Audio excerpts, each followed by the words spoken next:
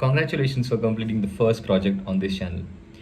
Now that you are familiar with data analytics concept and you have mastered storytelling, let's assume you get hired by Clearwater Communications, our hypothetical company, and ये हमारा पहला दिन है office में.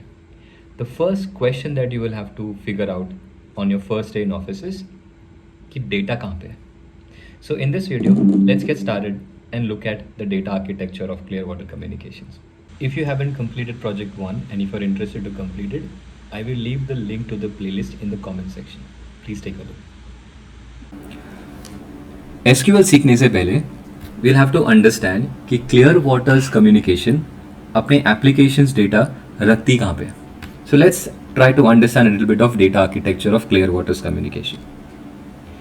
So you have joined as data analyst, want to connect your Excel, start using Excel to start creating these dashboards and reports. और कुछ उसमें से रिपोर्ट रेगुलेटरी रिपोर्टिंग या रिस्क रिपोर्टिंग के लिए भी यूटिलाइज होगा. You may be creating those regulatory reporting या एक दूसरा डिपार्टमेंट होगा जो तुम्हारे रिपोर्ट्स यूज करेगा सबमिशंस के लिए, रेगुलेटरी सबमिशंस के लिए, जैसे कि आरबीआई सबमिशंस या SEBI submissions, call it whatever.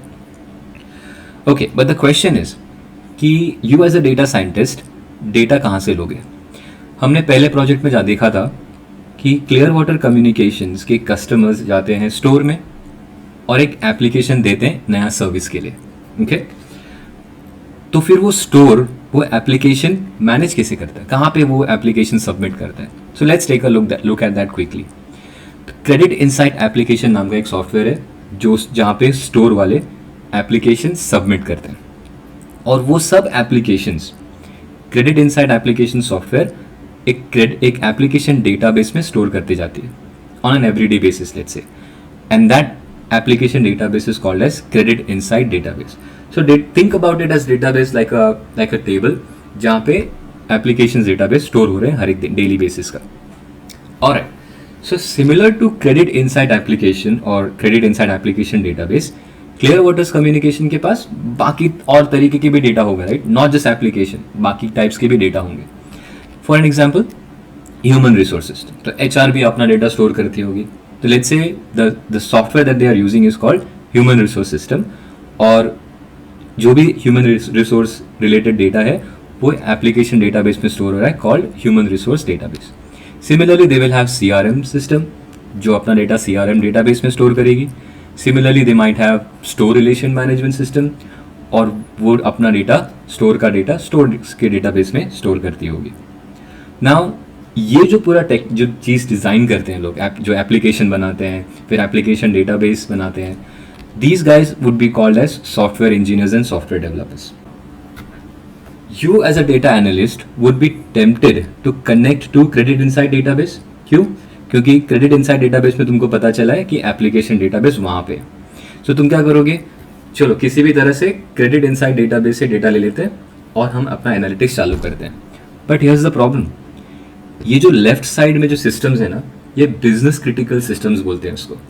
इसका मतलब क्या है कि to run the business these applications are used. अगर ये एप्लीकेशन नहीं चला किसी दिन तो बिजनेस में इम्पैक्ट हो सकता है, direct impact. So that's why, because these are critical systems, you as a data analyst should not connect to credit insight database directly. क्यों?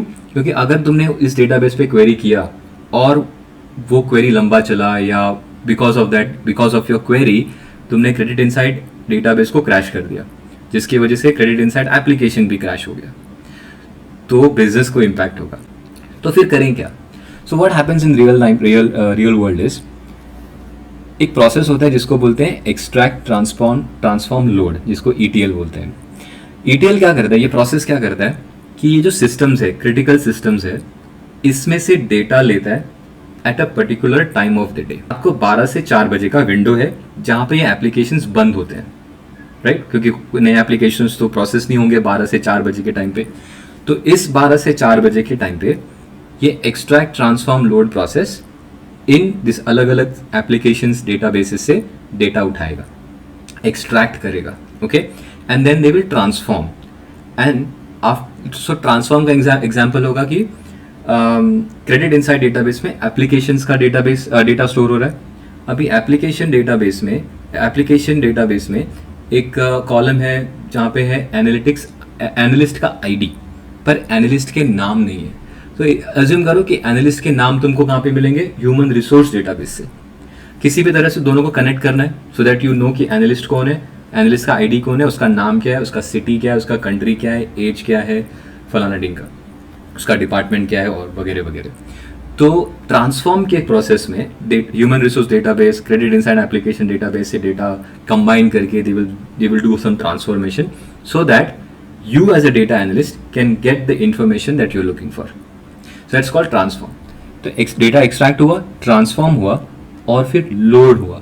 So let's assume कि 3 ऐसे अलग डेटाबेस बनाए हमने, हमने नहीं, मैंने ऐसे हब में we don't create it, let's see who created. तो ऐसे 3 अलग अलग डेटाबेस है जहाँ पे ये extracted information will get stored every day. So let's say पहला है raw layer. Now this are just databases, okay. तो रॉ लेयर में क्या होगा, जैसा डेटा आया है सोर्स में, source like credit inside database, human CRM और स्टोर डेटाबेसेस, यहाँ से जैसा डेटा आया उसका कॉपी वैसे ही स्टोर कर दिया रॉ लेयर में. स्टैंडर्डाइज लेयर में कुछ ट्रांसफॉर्मेशन जो हमने किया, जो एग्जांपल देखा हमने ट्रांसफॉर्म डेटा का, वो ट्रांसफॉर्म डेटा स्टैंडर्डाइज लेयर में स्टोर हो गया, लोड हो गया. And the third example could be curated layer. Now curated layer क्या होता है ना, कि कभी कभी एक स्पेसिफिक यूज केसेस के लिए हमें डेटा बनाना होता है. सो लेट्स से in this case example regulatory reporting, कि हमको एक सेबी या आरबीआई का एक पर्टिकुलर रिक्वायरमेंट है जिसके लिए हमको एक स्पेसिफिक सेट ऑफ डेटा चाहिए. कहाँ से, ये एप्लीकेशन डेटाबेसेस से. तो वो एप्लीकेशन डेटाबेसेस से डेटा एक्सट्रैक्ट होगा, ट्रांसफॉर्म होगा आरबीआई और सेबी के रिक्वायरमेंट के हिसाब से, और फिर लोड होगा ये क्यूरेटेड लेयर डेटाबेस में. Alright, okay, so extract ETL processes will load all this information in these different databases. Alright, और ये बनाता कौन है, the people who build these architecture are called data engineers or data architects.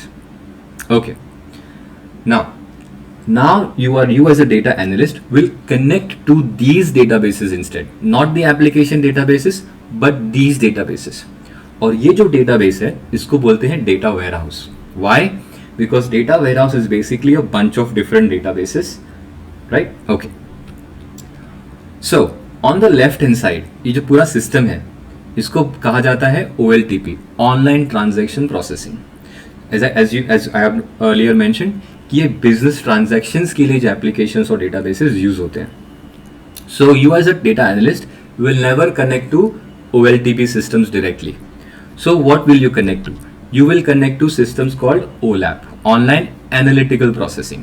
As the word suggests, ये जो पूरा data warehouses बना है, they are mostly created for analytics, right? So data analysts, data scientists will connect to these data warehouses instead.